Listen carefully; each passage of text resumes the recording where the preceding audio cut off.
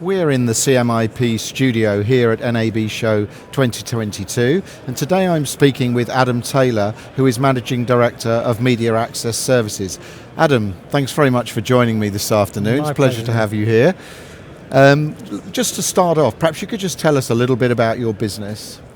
So Media Access Services support pay TV and OTT services with subscriber management. We tackle subscriber management both with the technology to enable those subscriptions, but also with the tools and the human resource to support those customers. And this is a fairly crowded market. What's the key differentiator for you? What sets you apart from your competitors? I think the key USP that we have at Media Access Services is the thought process that we've been down to facilitate customer support. And particularly in OTT, I believe that that's an area that's been lacking. For too long, OTT have focused on self-service and automation. But in this crowded, mature market, what's really going to set OTT brands apart is how they support those customers. And the ones that do it well will be the ones who retain those customers the best and therefore achieve greater profitability and sustainability. So would you say your role is to make your customers better businesses for their customers? Absolutely.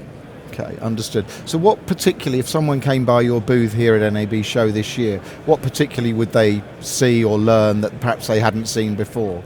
So I think one of the key things that they'll learn is how we can frictionlessly take customers from content discovery on social media through to purchase without leaving the platform. Now that's a really key tool for businesses to enhance their reach to a customer base, and something that's been sorely lacking because the effort has been driven onto customers to move from discovery to a separate platform. Now, in this crowded market where there is so much distractions available online, that speed from discovery to purchase exponentially drive growth. And I guess that's one of the maturing factors about the market, has been that sort of final stage of monetization. Exactly. We've done all the tech, we can get it there, we can make it secure, but we need people to spend money. And how do you assist your customers in achieving that? By making those tools simply available, placing the control in the hands of the client so they're not reliant on professional service fees, and as I say, facilitating the ability to do frictionless customer support. And by supporting customers, a customer who feels valued enough by a brand to have a support representative put in front of them across whatever channel will spend 17% more than they will on a service without that support. I mean, this is very topical at the moment, of course, with some fairly high-profile cases of network providers falling foul, perhaps, of customer expectations. Yes. So, as this market evolves, where do you see it going? How do you see this market evolving, maybe over the next year or two? I think that we are going to see some businesses exit the market over the next year or two because they're not in that position really to support their customer base.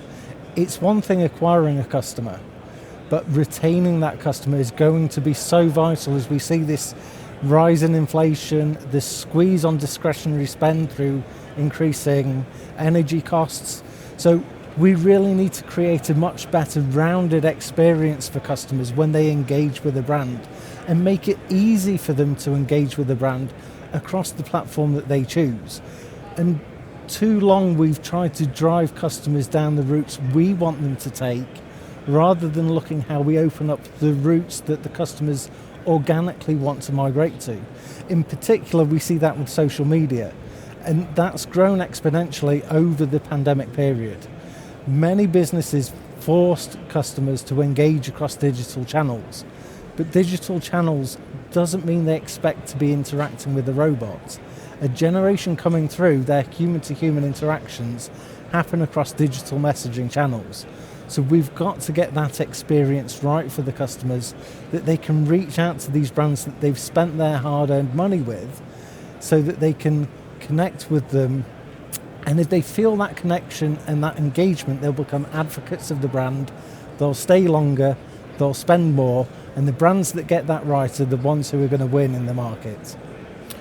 Well, that's great. It's a very interesting take on where we are at the moment. I know the industry's invested an enormous amount in technology, and perhaps this is the last mile of looking after the customer, and it's great to have you here and to learn more about what you're doing to make that possible. So I'm very grateful for you joining us today, and thank you very much indeed for your time. Thank you, Neil.